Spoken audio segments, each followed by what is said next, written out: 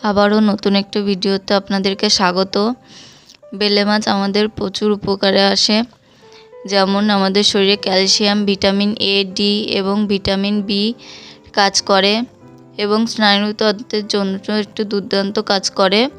তার জন্য বেলে মাছের এই রেসিপি কম তেল মশলা দিয়ে প্রথম থেকে শেষ অবধি অবশ্যই দেখবেন। বেলে মাছগুলোকে ভালো করে ধুয়ে লবণ, হলুদ, পাতিলেবুর রস ভালো করে মাখিয়ে নেব। পাতিলেবুর রস দিলে মাছের যে গন্ধ ওটা থাকে না।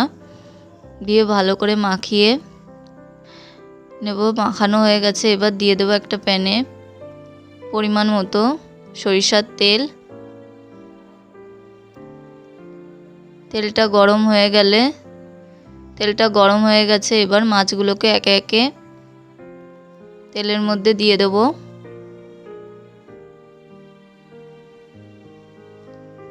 মাছগুলো একটু লাল লাল করে দুপাশেই সমানভাবে ভেজে নেব। মাছগুলো এইভাবে লাল লাল করে ভাজা হয়ে গেছে, এবার মাছগুলোকে তুলে নেব।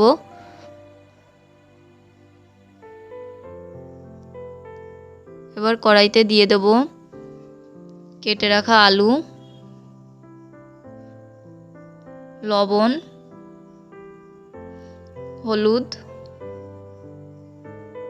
দিয়ে আলুগুলোকে একটু ভেজে নেব। আলুগুলো ভাজা হয়ে গেছে, এবার আলুগুলোকে তুলে নেব।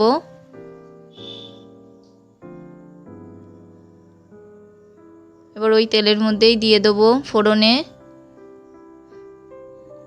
গোটা জিরে, লবঙ্গ, এলাচ, দারচিনি দিয়ে একটু ভেজে নেব। দিয়ে দেব কেটে রাখা পেঁয়াজ, লবণ দিয়ে পেঁয়াজটাকে একটু ভেজে নেব।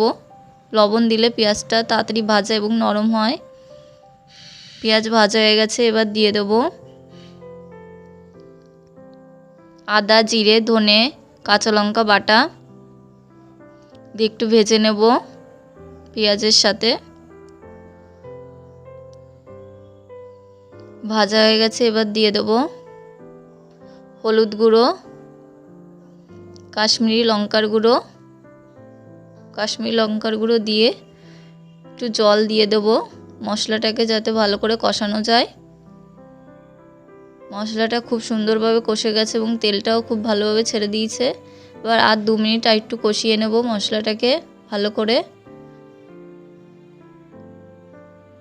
এবার ভেজে রাখা আলুগুলোকে দিয়ে দেব।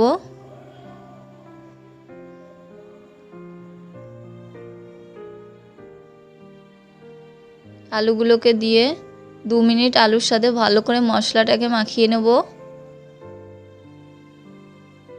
এবার দিয়ে দেব পরিমাণ মতো জল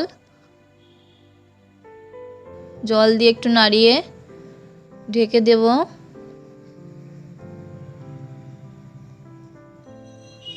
ঢেকে দিয়ে ঝোলটা যখনই এরকমভাবে ফুটে উঠবে তখনই মাছটাকে দিয়ে দেব।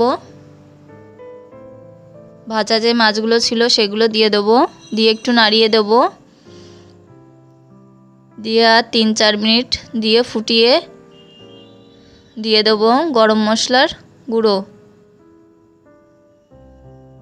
খুব ভালো করে ফোটানো হয়ে গেছে, এবার দিয়ে দেব গরম মশলার গুঁড়ো। Recipe ready. এবার গ্যাসটাকে অফ করেই রেখে দেব। রেডি হয়ে যাবে বেলে মাছের ঝাল কম তেল মশলা দিয়ে। ভিডিওটি পছন্দ হলে অবশ্যই লাইক এবং